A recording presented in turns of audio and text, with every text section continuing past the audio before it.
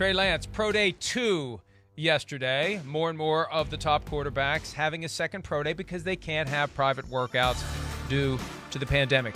Lance could go as high as 3 in theory. Yeah. Although, even though he was the betting favorite at one point to be the 3rd overall pick, he's not now. 4, I think, is his ceiling. To the Falcons or someone who would trade up. Right. Do you agree? I would agree. I would. Yeah. I mean, listen, Kyle Shanahan, the 49ers, they were there yesterday. I'm sure they're still tossing around the idea of Trey Lance. I mean, Trey Lance has a lot to like. He's got some legit elite traits. His arm is really powerful. His running is special. It is. But he hasn't played football in a long time, Mike. And even within that, like we talked about, he didn't have to ever really carry the team or be the focal point of the team or have a 2-minute drill, Mike. I mean, he's never had a 2-minute drill in college. You know that? I mean, he's never had that. Wow. So those are the things, again, I love the talent, but scare me. And then here's another aspect too, Mike, that I think people aren't talking about. So wait, you're going to get Trey Lance, you're going to draft him at 4, and then what, put him behind Matt Ryan, and then he's not going to play football for another year? To me, that that doesn't sound like a number 4 pick to me. I love his talent. I just think there's things that scare me a little bit, and that's why I wouldn't quite pick him there.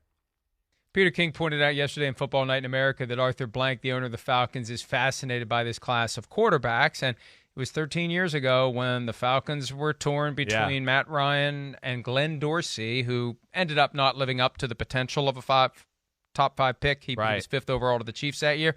But Blank wanted new quarterback, new face of the franchise. They were recovering from the Mike Vick fiasco, and it worked out well with Matt Ryan. And the thing is, for the Falcons, you're not going to be in this spot very often. I know. Where you get one of the top quarterbacks. They could always trade up like they did. They traded way up to get Julio Jones in 2011. But that's got to be part of this analysis. Do you go with a guy who then would develop quietly for a year or 2 and then become your quarterback? And it may just be 1 year. We talked about that Matt Ryan cap number next year.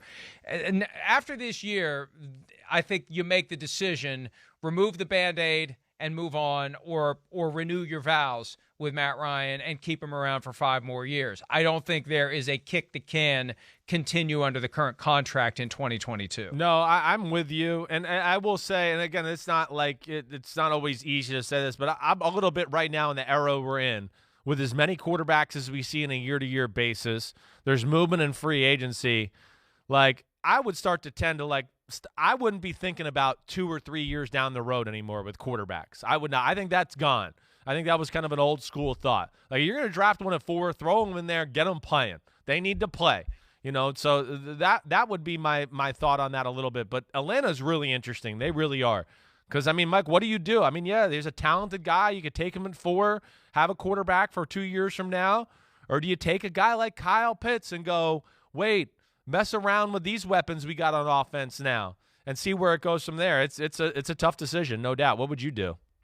If you get it's a tough call because if you get the great quarterback, the position is settled for 13 or more years like it was with Matt Ryan. So you got to do your evaluation. If you believe in that guy, then I think you got to take that guy, even if it creates an awkward transition.